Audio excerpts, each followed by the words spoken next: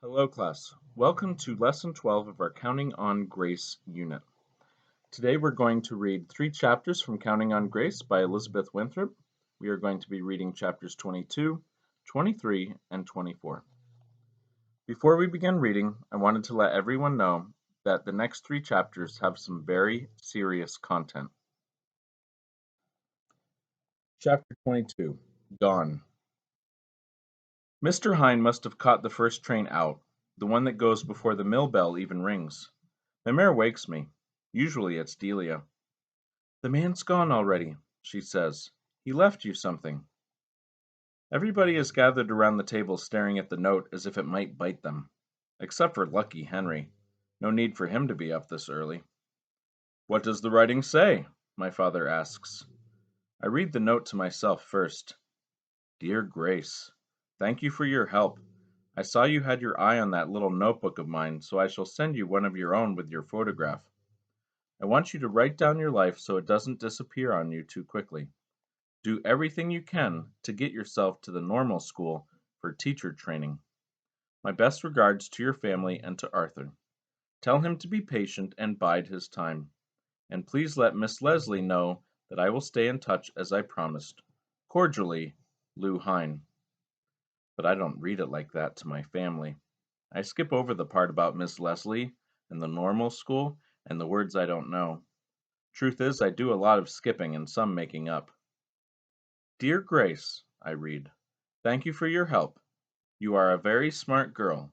Say hello to your family and Arthur. Lou Hine." Mamere stands behind me. "That's a lot of words he wrote down when you don't have that much to say," she says. She touches the word Leslie and the word Lou. "This one looks like this one." I fold the paper up real quick and tuck it in my pocket. "You have sharp eyes, Mamere. I could teach you to read."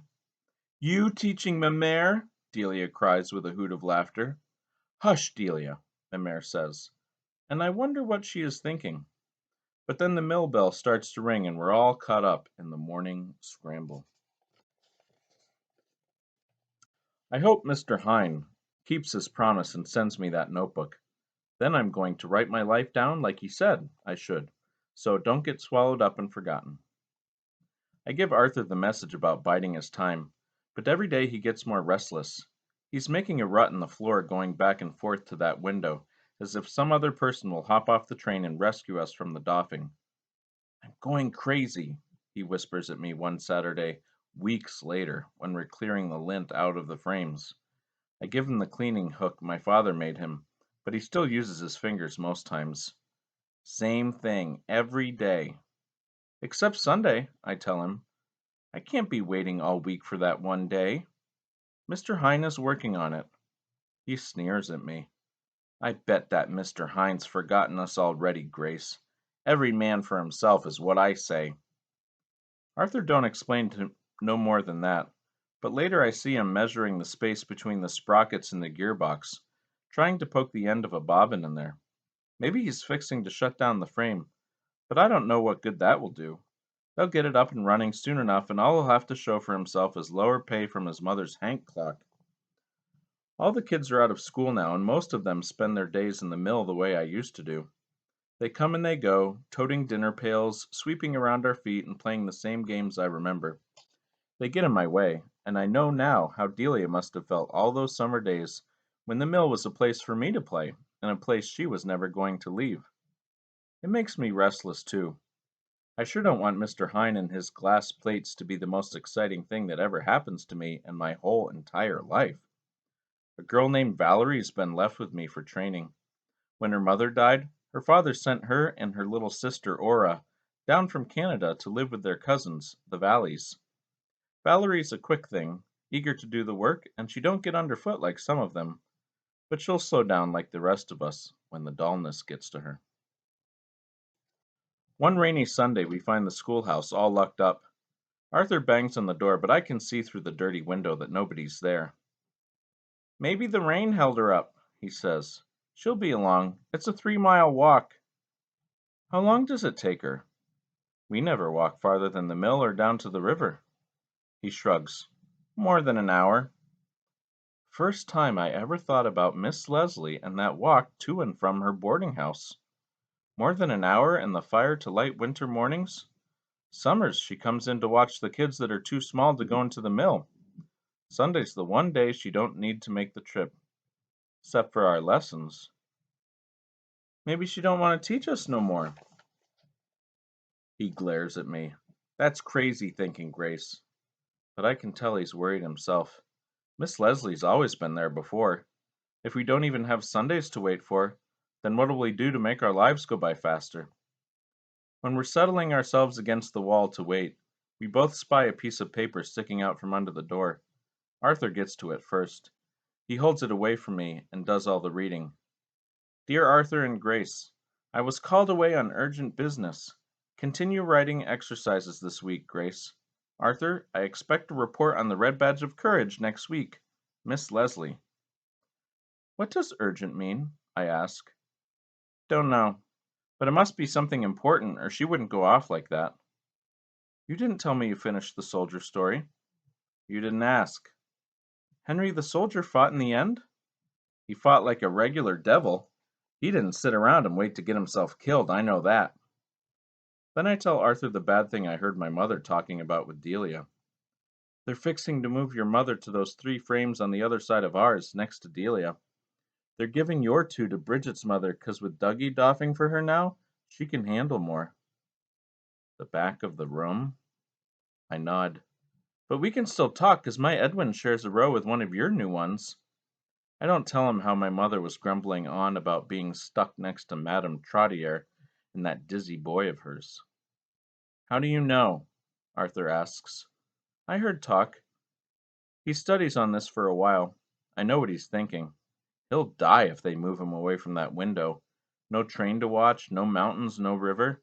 Nothing but bobbin counting to mark the time. I won't be doing that, he says real quiet and certain. You got to. He just gets up and walks away without even bothering to argue with me.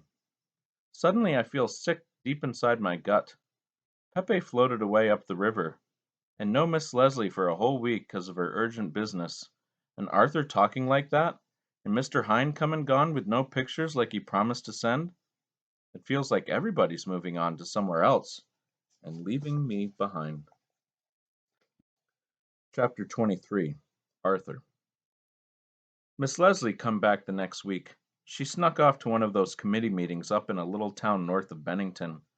She told us she heard there that Mr. Hine took pictures of kids working in all the mills around Vermont, and that he was fixing to write up a report with those pictures and send the committee a copy. I shall get one also, she tells us.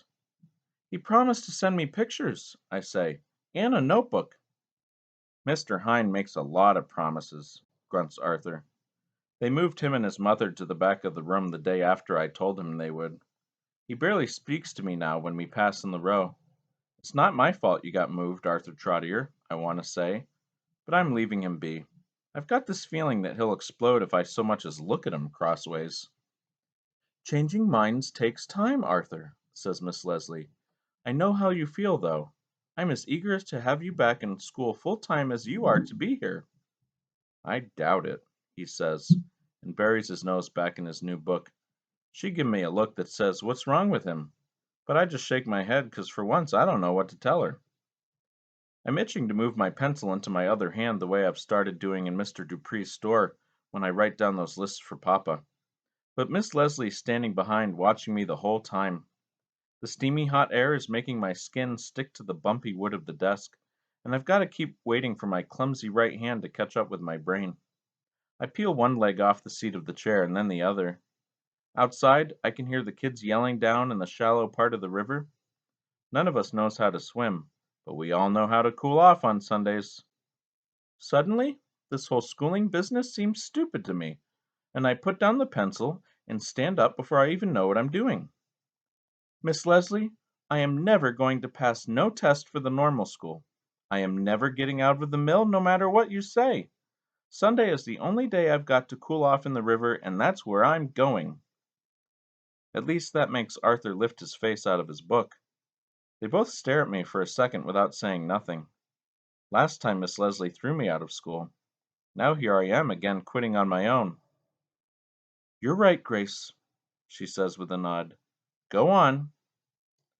I'm halfway down the hill before I wonder what I was right about. That I'm never passing no test, or I'm never getting out of the mill, or that Sunday is the only day for the river, or all of it. It don't matter what she thinks, I tell myself.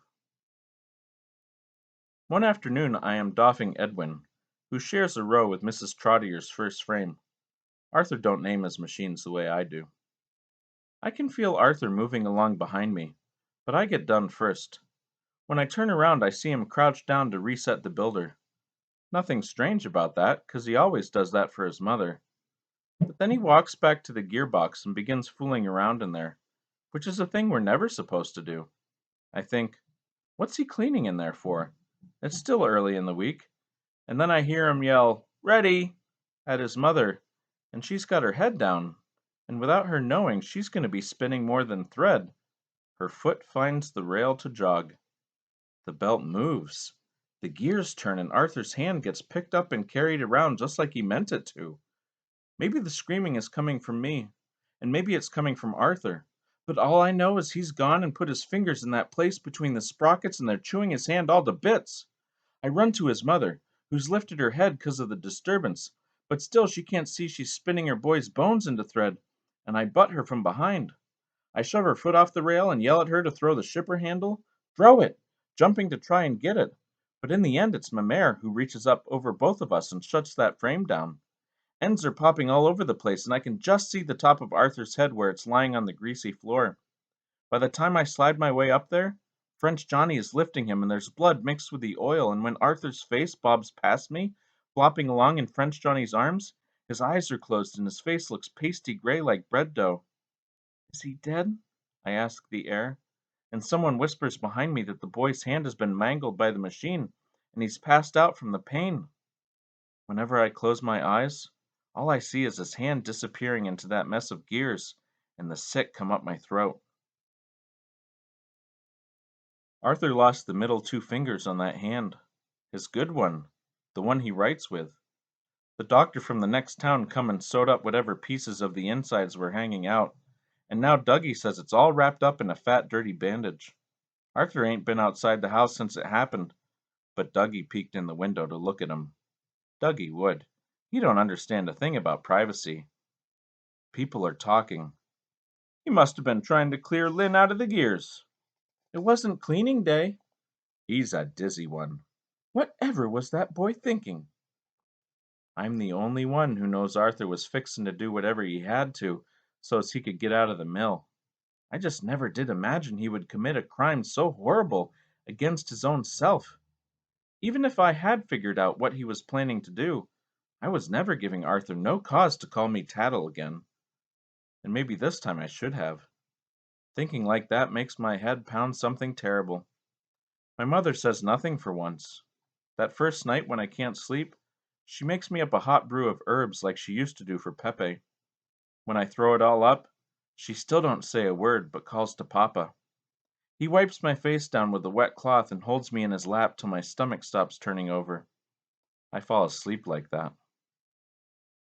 Mrs. Trottier's machines were down all the rest of the week and the next. When she dragged herself back in on the third day, Mamere and Delia both covered for her when they could. Mamere even sent me over to Daw for her twice that afternoon. She was all in a muddle, Arthur's mother. I had to remind her 2 times to clear her scavenger rolls, and she looked at me with these empty eyes like her mind was far away somewhere. Not one of us is working with any heart in it. At break, Mamere don't even try to get the women singing. We sit in a circle and chew our food and swallow as if we're pushing rocks down our throats. All I can see is Arthur's hand disappearing inside that gearbox, and when Dougie wonders out loud whether pieces of his fingers ended up in the thread, I slap him so hard he actually shuts up for once and stays as far away from me as he can. Chapter 24. The Wound. Arthur and his mother don't come to Mass on Sunday, but we pray for them. Mamere leads the singing as usual, but with no organ backing them up, the choir sounds weak and spindly. There ain't a breath of air in that upstairs room 'cause of the terrible hot spell that's dragged on and on. We are all used to the heat, which builds up something fierce in the mill, but being pressed so close to one another with no frames to separate us can make a person feel real sick from breathing in all that body smell. The old goat stink of the frames is even better than that. Two of the women faint and have to be carried out. Even Pierre Alain seems happy when Mass is finished. I go over to the schoolhouse out of habit. I don't know what else to do with myself. When I cut my hands to look through the window, I can see Miss Leslie sitting at her desk. She don't got no reason to be there, 'cause I already give it up, and Arthur isn't coming. She's not writing or reading or nothing. She's just sitting there like the heat has knocked her stupefied. When I tap on the window, she waves me in. I thought you'd given up on school, Grace. She sounds as if she has to drag her voice up from the bottom of her feet. I'm just visiting, I say, sliding into my old seat. Glad to have you, she says, and I think she means it. After a long time, I say, I expect Arthur will be back in school regular now. Don't count on it. Well, he can't doff no more. Any more, she corrects me, but with no spirit to it. There's always work to be found in the mill, Grace, even if you're missing a few fingers. You know that better than I. I look away. Maybe Arthur tore off two of his fingers for no reason at all. Maybe he needed to give up his whole hand or his arm to keep himself safe from ever working in the mill again. It's his writing hand, I say. She nods, her eyes big and empty. What his mother must be feeling, she whispers. I put my head down on the desk, 'cause the room is beginning to spin around on me. Must be the heat. She moves by, and for just a second, like a breeze ruffling my hair, her hand comes to rest on my braids. She give me some adding to do. Just to pass the time, she says, as if we're both waiting for something to happen. I like numbers.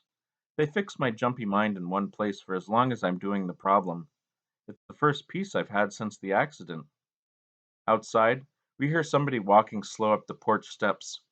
We sit and wait, but it's taking this person an awful long time to make his way to the door. We know who it is before he comes into sight. Arthur leans against the wall and we stare like we're seeing a ghost. Arthur, says Miss Leslie. She's got one hand over her mouth like she's fixin' to be sick. We're trying hard, both of us, not to look at the place where the bandage is coming unraveled. Neither of us wants to see what's left there. She goes to help him, but he waves her away and slides into Dougie's old seat. I don't think he can make it all the way over to his regular place. His face is still looking doughy and his other hand is shaking bad. Oh, Arthur, Miss Leslie cries suddenly. I warned you and warned you to pay attention. I said I was going to take care of things. His voice sounds cracked and old. Don't tell me you did this on purpose, she whispers in a shocked voice. How come she didn't figure that out before? She knows him as well as I do. She heard his talk. I wasn't getting out of that mill no other way that I could see. Now she's got her hand back over her mouth and her eyes look scared like she really is seeing a ghost. Do it hurt bad? I ask to break up that stare they're locked into. Something awful, he says. Miss Leslie brings him a glass of water from the bucket in the corner, and he drinks that one and the next like his body's been suffering from a drought. You should be home in bed, she says. I'll walk you back. Nah, I've been there 4 days now. I told my mother I can't stand it no more. I'll be coming to school tomorrow. If that's what you want, Arthur. It's the whole reason I did it. This should make Miss Leslie happy, him wanting so bad to come back to school, but she still looks miserable. My mother would say it's all her fault on account of the foolish ideas she's been putting in Arthur's mind about getting ahead in life. Him a lawyer or a manager, and me a teacher. She's been jogging us with her crazy notions. How are you going to write? I ask. He don't answer me, just starts to unwrap that miserable string of a bandage. Leave it alone, Arthur, she cries. The doctor should be doing that. He ain't coming back. He knows we can't pay the bill. Kept saying he shouldn't have bothered with a little thing like this in the first place. He goes on turning the gray strip round and round, and we can't take our eyes off of what's coming. Wound needs air, he says. I read about that in the soldier book. It looks bad. The place where Arthur's fingers used to be is sealed off with this bright red stitching that's as jagged and uneven as my mending.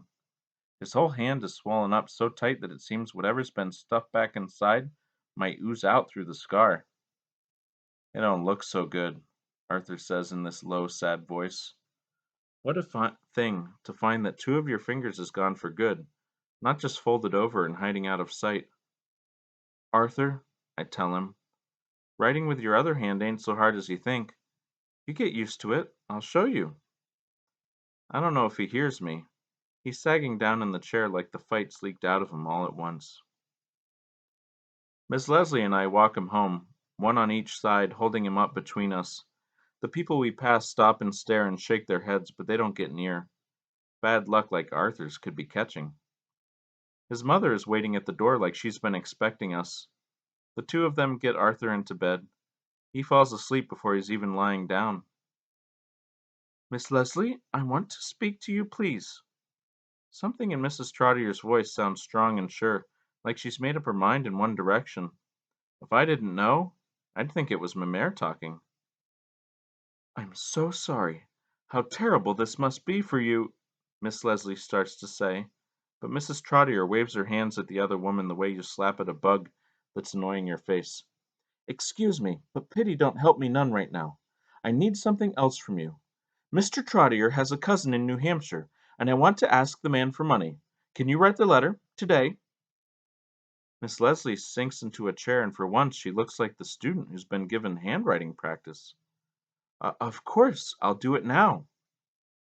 It turns out that the Trottiers don't have no paper, so Miss Leslie sends me back to the schoolhouse, and by the time I go down the hill and up again, I am sweaty and tired myself. When I come in, Arthur is flipping back and forth and groaning something terrible. His mother gives me a wet cloth that ain't too clean and tells me to wipe his face and his arms. It will bring the fever down, she says, but she don't even let Arthur's torment distract her from that letter. Except for family, I don't usually get that close to a body, especially Arthur. For once he's not given me his regular look that says, "What do you want from me?" He's got this nice little spread of freckles that travel over his nose from one cheek to the other. His upper lip has a wrinkle in it that's deeper than the one in mine. His ears stick out some, and they're big. They make me think of Mr. Hine in that first time I saw him looking at me from down the row. He never did send us no pictures, and he don't know that Arthur is lying here missing two fingers with this sweet sickly smell coming up from his wound. And suddenly I feel lower than a snake's belly, as my Pepe used to say, and I start to cry about all the things that have not gone right for me and Arthur.